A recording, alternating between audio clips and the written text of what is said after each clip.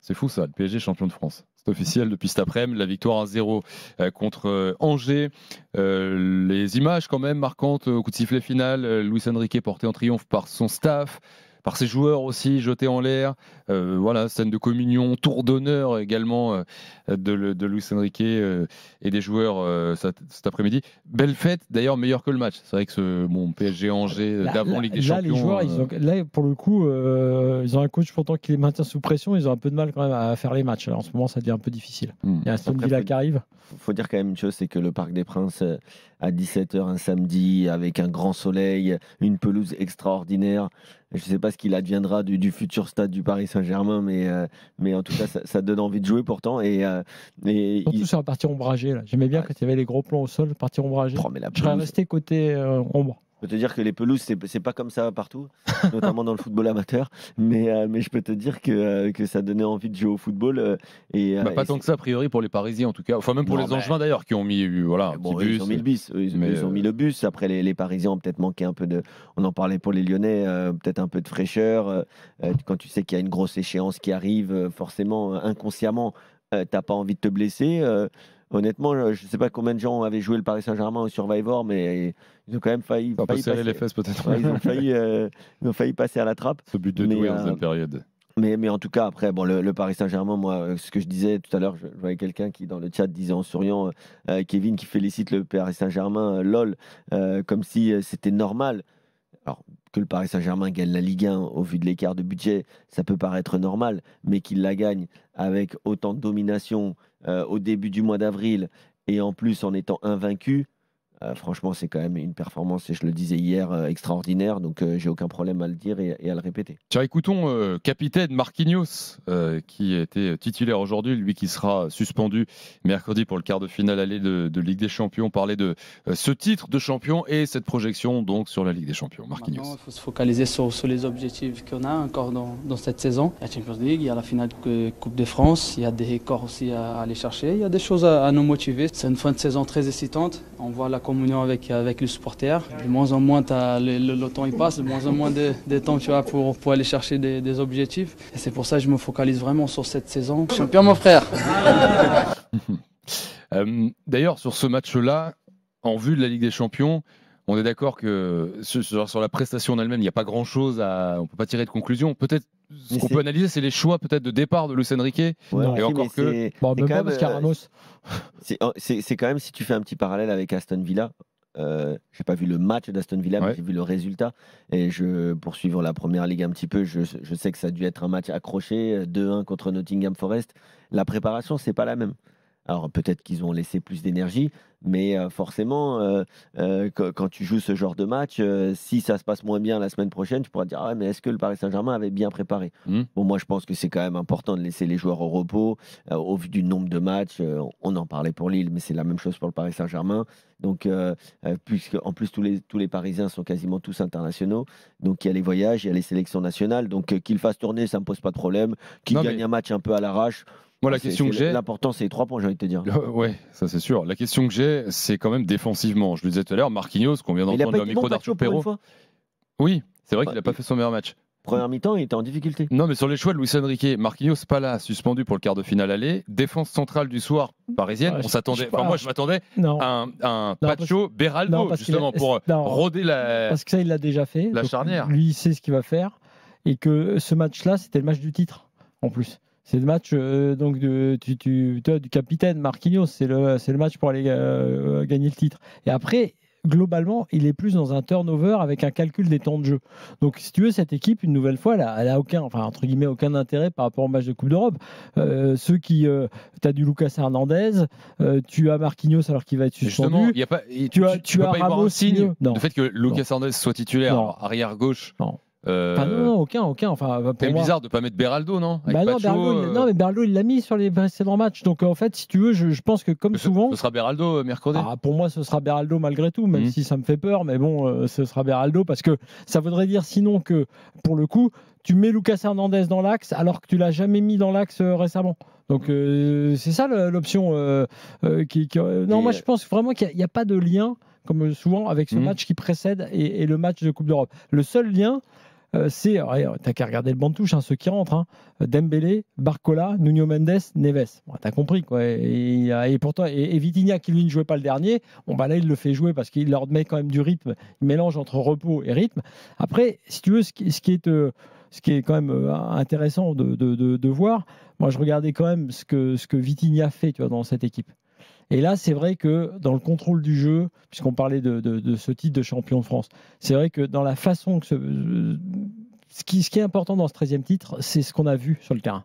C'est comment ce PSG a joué, pas tout le temps là, dans ces matchs-là qui n'ont plus d'importance, mais comment ce PSG-là a mis son empreinte, sa marque sur la Ligue 1. Les mecs qui sont en face maintenant, ils ont la trouille de ce PSG-là. Et pas de celui qu'on a vu cet après-midi. Je veux dire du PSG, le vrai PSG. Toutes les équipes de Ligue 1, y compris Monaco, Lille et autres, ils sont venus maintenant se disant on va prendre la sauce, on va devoir courir des kilomètres et des kilomètres, et à la fin, même si on mène au score, on va perdre. Et je pense que ça, depuis l'époque Ibrahimovic, on l'avait pas revu au PSG. C'est ce que je disais hier, c'est peut-être le meilleur Paris Saint-Germain de l'ère Qatari, avec celle de Ibrahimovic, Mota, Matuidi, Rabiot. Mais enfin, plutôt Mota, Matuidi, Verratti. Ouais, sans Rabiot. Sans Rabiot. Bon, Rabiot après c'était pas mal aussi. Mais cette équipe du Paris Saint-Germain elle est impressionnante. C'est vrai que Vitinha, moi je pense toujours, parce que souvent les auditeurs nous disent ah vous aviez dit que un tel. Moi je me rappelle d'un auditeur, je l'oublierai pas, c'est Lassana qui m'avait dit que je parlais de Vitinha parce qu'il était portugais, mais qu'en fait il était claqué au sol. Et en fait cette expression claqué au sol, j'espère qu'il rappellera au 32-16 et qu'on pourra en sourire. On t'attend là. Parce que franchement, Vitinha, alors c'est vrai qu'il y avait aussi Verratti qui était en concurrence avec lui, etc. Mais Vitinha, même si moi j'ai presque une préférence pour João Neves, mais qui est plus jeune et qui va je pense, aussi rentrer dans l'histoire du Paris Saint-Germain. Mais Vitinha, c'est monstrueux. Hein. C'est monstrueux, c'est celui qui touche le plus de ballons. J'ai vu une stat et j'ai pensé à notre ami Thibaut Jean-Grande. Mon cher Flo, puisque vous avez vu la stat sur Fabien Ruiz. Non, c'est quoi Fabien Ruiz, qui est le joueur qui, avec son 50e match sans défaite invaincu. Oui, c'est un hasard. Non, c'est pas un hasard. Moi, je pense que c'est pas un hasard, vraiment. Moi, je pense que c'est un hasard. Ça fait partie de ces joueurs de l'ombre qui sont pas forcément les plus beaux à avoir joué, qui sont pas forcément les plus spectaculaires, mais qui sont quand même importants dans l'équilibre de l'équipe. Sinon, Luis Enrique le ferait pas jouer. Après, tu peux te dire aussi que l'été prochain, si tu recrutes un très bon milieu de terrain, que tu le mets à la place de Fabien Ruiz, tu peux avoir un Paris Saint-Germain aussi largement meilleur. Ouais, mais faut faire attention parce que pour l'instant, l'équipe est équilibrée comme ça et tu ne sais pas comment ce sera sans Fabian. Ou un Désiré Doué, d'ailleurs, directement. Et tu noteras d'ailleurs que Désiré Doué a marqué contre la ville où il est né. Parce qu'il est passé toute sa vie à Rennes, mais il est né à Angers. Ah ouais, ok. Voilà. Ça, c'était la petite info que personne ne savait. Et on comprend pourquoi, d'ailleurs. Il y a un zoo aussi à Douai-la-Fontaine. Ah bon ? Qui est dans le Maine-et-Loire également. Ça va pas être très gros. Non, c'est mais... pas Beauvalo. Non, c'est pas Beauval. Malcolm est là au 32-16, supporter du Paris Saint-Germain. Salut Malcolm. Salut l'équipe, comment ça va ? Pleine forme, Malcolm. Surtout quand on a Malcolm qui nous appelle. T'es au milieu je suis sur du oui par contre. C'est le facteur X de l'émission. Oui. Oh, pas mal. Malcolm, est-ce que ce poste de défenseur central, là, en gros, l'absence de Marquinhos mercredi, c'est le seul petit grain de sable, la seule petite inquiétude que tu peux avoir avant ce quart de finale contre oui et non, parce qu'en fait, j'aurais été plus inquiet si c'était Pacho qui n'était pas là. C'est con, mais j'ai l'impression qu'au poste central, Pacho sublime un peu plus ses coéquipiers que l'inverse. Donc après, faudra voir quel Lucas va jouer parce que ça joue entre Beraldo et Hernandez forcément. Mais je suis pas ultra inquiet quoi. Voilà, moi, je suis un peu plus inquiet parce que je pense que le PSG évidemment collectivement est supérieur à Aston Villa. PSG qu'on a vu contre City, Liverpool, il n'y a pas de quoi être inquiet. En revanche, il ne faut pas perdre de vue. Et là, pour le coup, on l'a vu récemment, y compris contre Dunkerque. Il y a des enseignements à tirer, et on les connaît en plus, sur les failles du PSG, sur coup de pied arrêté, sur effectivement la capacité de Beraldo à défendre. Et tous ces points-là, c'est des points sur lesquels Emery est très bon travaillent énormément en Première Ligue avec Aston Villa et ils sont performants sur ces sujets-là. Et évidemment qu'ils ont vu à la fois les traditionnels, Donnarumma sous pression, Donnarumma dans les airs, coup de pied arrêté défensif, Beraldo fébrile, etc., etc. Donc c'est un match de Ligue des Champions, c'est des points à prendre en considération. Malcolm. Flo, moi j'aimerais inventer un contrepoint quand même, parce que tu me dis justement face à Dunkerque c'est tout, mais face à Dunkerque c'était Safonov, et c'est con, mais alors moi aussi j'ai un peu peur par rapport à Donnarumma en coup de pied arrêté, mais face à Liverpool il m'avait quand même agréablement surpris. Il tentait pour une fois de sortir, de faire des trucs et compagnie, et j'étais en mode donc maintenant il peut enfin sortir. Bon, après il avait quand même parfois des sorties très hasardeuses, chaque fois qu'il sort, t'as quand même la petite goutte quand même. Oui, mais la petite goutte, mais avant il sortait pas. Avant, il sortait pas, donc et Safonov, il sort pas. T'as raison, je pense que d'ailleurs il l'a fait, il a pris notamment la décision de beaucoup dégager au point. Je me souviens, il a fait beaucoup de sorties pour éloigner le danger. Ça a été des grosses sorties au point, et après parfois c'était tombé sur des mecs de Liverpool qui faisaient n'importe quoi avec la balle, et donc on soufflait. Genre je me souviens au bar, je regardais ça, j'étais genre merci mon Dieu, ils ont encore raté le cadre. Mais pour le coup, pour Aston Villa, je vais pas dire je suis en mode 100% à passer, genre non, parce que j'ai retenu Dortmund l'année dernière, et de toute façon même Dortmund l'année dernière, j'étais pas en mode full succès, mais je me dis quand même qu'on aura. Je pense vraiment que le PSG, alors pour le coup, là je parle en dehors des points que je viens d'évoquer, parce qu'il y a des failles, il y a des faiblesses dans cette équipe qu'il faudra d'ailleurs corriger pour en faire de cette équipe une équipe plus forte. En revanche, sur le bouton on-off, là, capable de mettre tout de suite et dès la première minute le mode Ligue des Champions, comme je les ai vus faire contre Brest, comme je les ai vus faire contre Liverpool, moi je suis pas inquiet du tout. Là, je pense que les mecs, quand tu vois comment Luis Enrique fait là, pour les faire monter en pression, je pense que les gars. Surtout à domicile. Ouais. Alors, les gars, je rentre, attention, dans mon rôle de journaliste, et je vais vous vendre ce soir à 23h45. La peur. Je vous vends la peur en direct sur RMC. Aston Villa qui bat Nottingham Forest, 3e de Première Ligue, 2-1, avec un 11 remanié. McGinn, mais le PSG a battu Liverpool, Ramsey sur le banc. Attention, là c'est le grand moment de ma démonstration, de ma vente quelque part. 7e victoire consécutive, toute compétition confondue pour Aston Villa. Toute série qui s'approche de sa fin, etc. Tu vois. Ok.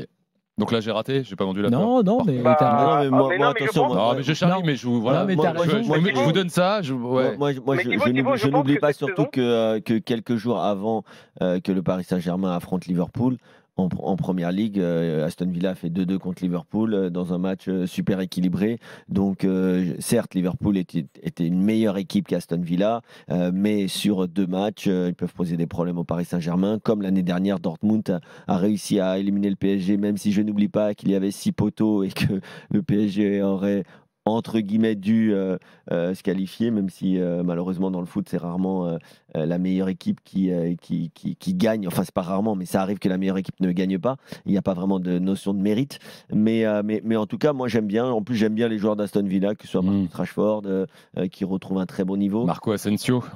Bon, ça j'aime moins Marco Asensio, mais il retrouve un bon niveau aussi. Bah oui, il va mettre un doublé mercredi. Camara, Bouba Camara, bien sûr. Pourrait péter les records de niveau salarial à Aston Villa dans les prochaines semaines. Après, pour être tout à fait honnête, par exemple, je disais 7 victoires consécutives, parce que bon, je suis journaliste, mais je peux être honnête aussi. Tu as des victoires contre Preston North End en quart de finale de Cup. C'était le club Bruges en Ligue des Champions. Tu as du Brentford. Le PSG, ils ont joué contre des équipes quasiment de niveau inférieur. Tu connais, est-ce que Preston North End n'a pas un super contre-pressing et des attaquants incroyables, on ne sait pas en fait. Peut-être. Après, je sais pas. Gagner 3-0 contre cette équipe. Je ne les ai pas vus jouer. Non plus. Merci Malcolm d'avoir été là en tout cas. Merci à vous l'équipe. Merci à toi Malcolm. Ça fait plaisir, puis on est champion, c'est cool. Champion alors qu'en début de saison, on nous avait dit moyen de perdre le titre, patati patata. Après le départ des grands attaquants, vous aviez souvent, le Paris Saint-Germain avait laissé échapper 2 titres. Oui, mais après on nous avait quand même dit comment remplacer les 48 buts de Mbappé. Moi, en fait, ça aurait été un autre coach, j'aurais plus super. J'avais confiance en Enrique par contre. Après, ça s'est joué un peu de choses quand même. Ce soir, tu n'as que 24 points d'avance sur le deuxième. Allez, Malcolm. Chaud, hein. Merci. Allez, à bientôt. Merci d'avoir été là. Après, on l'a assez dit, mais 24 points d'avance sur le deuxième au mois d'avril. Ouais, mais alors, Ouais, faut dire que c'est c'est autant dû à la qualité du PSG cette année, on l'a dit, que au fait Oui, que c'est le vrai. Monaco, qui est le deuxième ce soir, c'est Monaco qui est Ouais, deuxième. Et absolument. Monaco a perdu. Ouais. Donc, ils leur Et ont on en quand parle même dans un laissé instant. les coups des franches. Hein.